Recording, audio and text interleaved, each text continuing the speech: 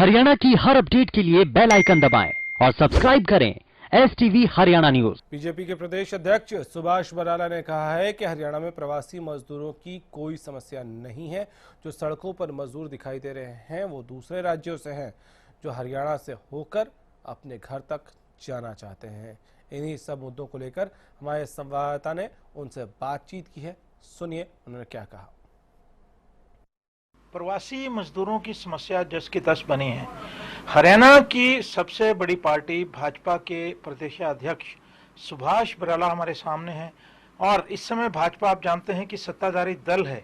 हम बराला जी से जानेंगे कि उन्होंने प्रवासी मजदूरों की इस समस्या के निपटान के लिए क्या किया और आगे की क्या योजनाएं हैं।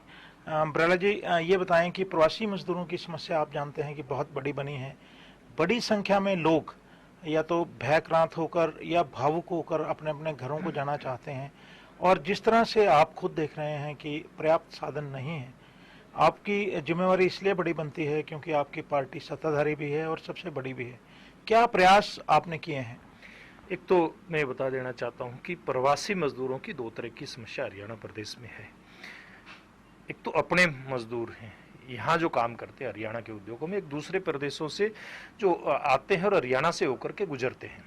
पहली बात तो यह है कि हरियाणा प्रदेश का जो मजदूर है उसके लिए सरकार ने बहुत समुचित व्यवस्था की है, उसको अपने स्थान पर, गृह स्थान पर भेजने के लिए।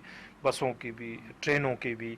एक दो बार तो ऐसा उदाहरण भी आया कि ट्रेनों में पर्याप्त जो संख्या नहीं होने के कारण उनका इंतजार भी करना पड़ा है। ऐसी भी आई है हरियाणा के मजदूरों के लिए, क्योंकि हरियाणा का मजदूर इस बात के लिए मोटे तौर पर आश्वस्त है कि यहाँ जो व्यवस्थाएं हैं, चाहे वो सरकार द्वारा की जा रही हैं या भारतीय जनता पार्टी या अन्य जो सामाजिक संगठन है उनके द्वारा की जा रही है, वो पर्याप्त व्यवस्था उनके लिए की जा रही है। लेकिन मोटी जो समस्या हमारे सामने आ रही है वो है पड़ोसी प्रदेशों से जो पलायन करके मजदूर अपने गंतव्य को जाना चाहते हैं।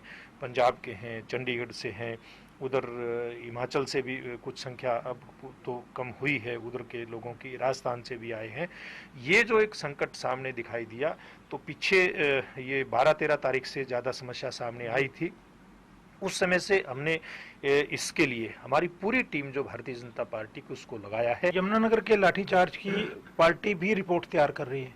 देखिए, वो सारी बातें हो चुकी हैं। जहाँ इस प्रकार की बात होनी चाहिए थी वो शुरू के दिन ही हो गई थी। तो ये आगे से ऐसा ना हो, इस बारे में कोई बात की गई? उन्होंने सुनिश्चित किया है कि ये जो निरीह लोग हैं, गरीब लोग हैं, जा रहे हैं, कम से कम लाठीचार्ज ना हो, यदि जरूरत पड़े तो सीनियर अधिकारी जाकर समझाएं।